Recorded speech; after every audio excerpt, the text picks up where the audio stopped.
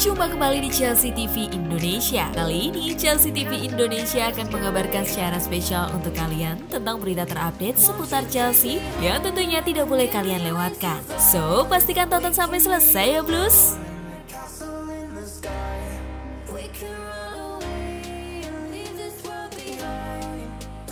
Aubameyang menolak tawaran Chelsea. Striker andalan Arsenal Pierre-Emerick Aubameyang dikabarkan menolak tawaran Chelsea. Sekedar informasi Blues, kontrak kapten Arsenal tersebut berakhir di tahun 2021.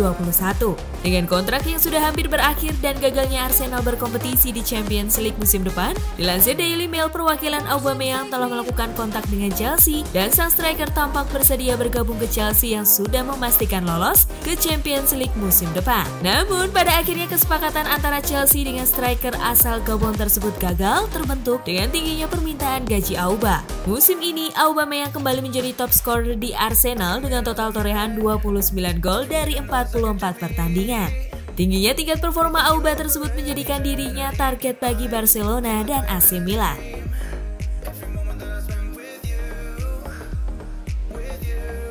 Chelsea harus bergerak cepat bila menginginkan Lucas Digne.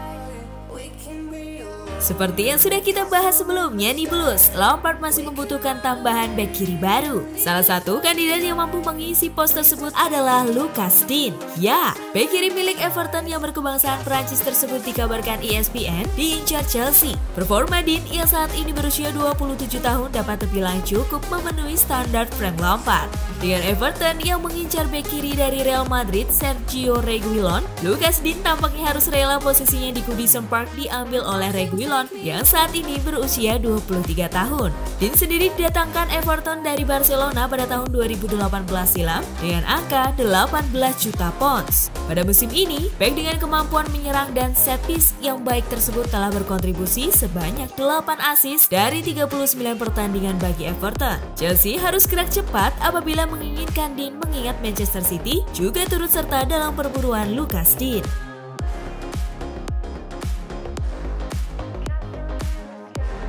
Kontroversi keputusan wasit dalam laga Piala FA.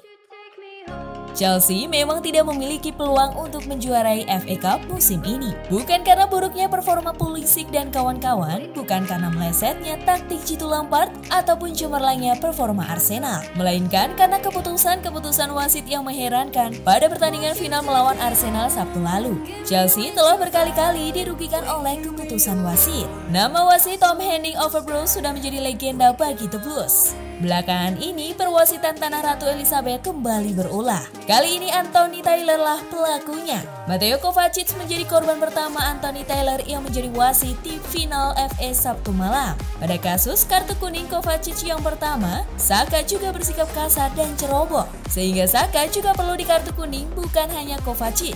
Sedangkan pada kasus kartu kuning kedua Kovacic, terlihat jelas bahwa Kovacic tidak dengan sengaja menyentuh kaki Saka. Bahkan, Kovacic menyentuh bola terlebih dahulu.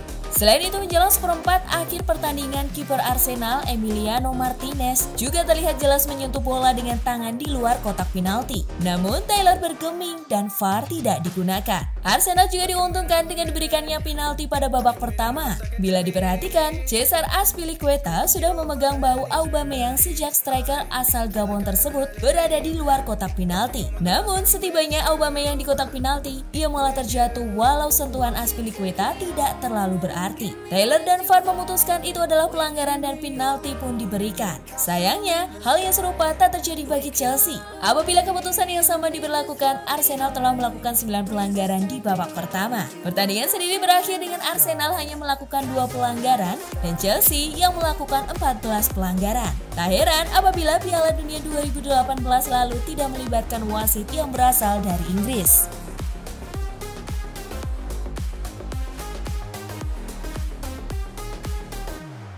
Kekalahan Chelsea di FA Cup tak mengaruhi penilaian musim pertama Lampard. Kekalahan Chelsea di final FA Cup dengan skor 1-2 tak membuat penilaian pada musim pertamanya di Chelsea menjadi buruk. Apabila The Blues diberi pilihan antara memastikan tiket Champions League musim depan dengan finish 4 besar di Premier League atau menjuarai FA Cup, sebagian besar fans Chelsea tentu memilih untuk memastikan tiket ke Champions League musim depan dengan finish 4 besar di Premier League. Bukan berarti para pemain, jajaran pelatih dan staf serta petinggi-petinggi Chelsea tidak tersakiti akan kegagalan mereka menjuarai FA Cup. Namun, sejak awal musim telah ditetapkan bahwa finish 4 besar di Premier League merupakan target utama untuk Lampard yang menjalani debutnya sebagai pelatih di Chelsea. Oleh karenanya, menjuarai FA Cup hanya akan menjadi pemanis bagi Lampard yang telah sukses memenuhi targetnya tersebut. Apabila Gunnar sapaan fans Arsenal ditawarkan untuk menukar nasibnya dengan The Blues pun, hampir dipastikan Gunners akan memilih untuk memastikan tiket Champions League musim depan dibanding menjuarai FA Cup dan hanya berlaga di Europa League musim depan. Berkaca dari pertandingan pamungkas FA Cup Sabtu malam tersebut dapat disimpulkan serangan anak-anak asuh Lampard sangatlah tajam. Namun baris pertahanan Chelsea masih perlu diperbaiki, terutama Zouma yang gagal mengawal Aubameyang. Nick Pope jadi target baru Lampard. Nah, seperti yang sudah dibahas sebelumnya, Chelsea memang membutuhkan pengganti Kepa sebagai penjaga gawang utama The Blues. Meski sempat dirumorkan akan mendatangkan Oblak, tingginya permintaan Simeone selaku manajer Atletico Madrid dinilai terlalu tinggi. Sebagai gantinya, Chelsea kini mengarahkan bidiknya kepada Nick Pope. Kiper Inggris berusia 28 tahun tersebut dibanderol 50 juta pounds oleh Burnley. Bandrol tersebut memang tak terbilang sedikit. Namun untuk kiper yang berhasil mencatatkan 15 clean sheet dalam satu musim, 50 juta pounds merupakan angka yang rasional. Pope sendiri telah bermain 2 laga di timnas di bawah kepemimpinan Gareth Southgate. Saat ini, Pope masih memiliki durasi 3 tahun pada kontraknya dengan Burnley. Para pandit menilai karir Pope akan terbang tinggi apabila kepindahannya ke Chelsea berhasil terwujud. Kita nantikan saja nih ya Blues.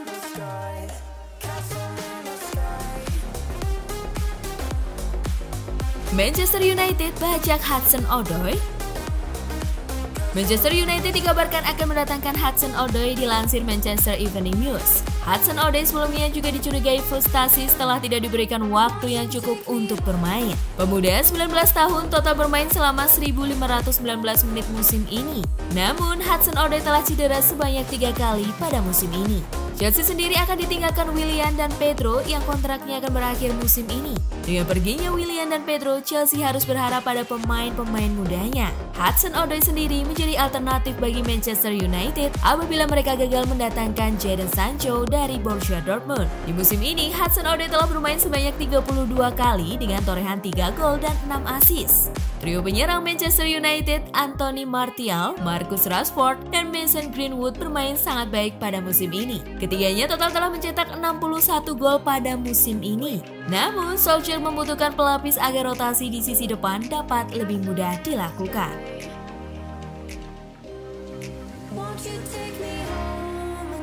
Trio Chelsea absen lawan Munich.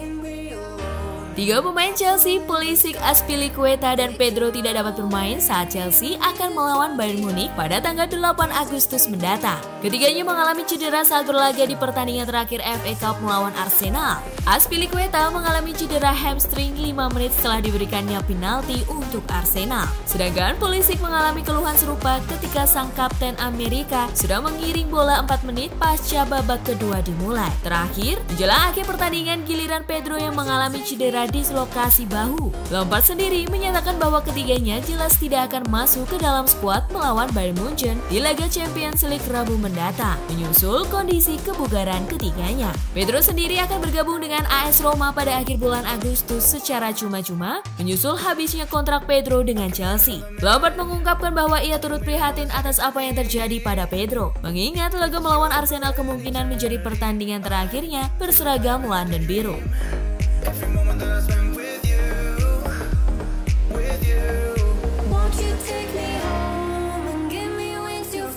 Itulah tadi beberapa berita terhangat minggu ini yang berkaitan dengan Chelsea. Bagaimana nih tanggapan kalian tentang berita-berita tadi, Blues? Buat kamu yang mau request, mau dibahasin sesuatu, atau mau diskusi, silahkan komen-komen di bawah ya. Jangan lupa like, share, dan nyalakan lonceng notifikasi supaya kalian gak ketinggalan berita terupdate dari Chelsea TV Indonesia. As always, I will see you in the next video. Stay safe everyone!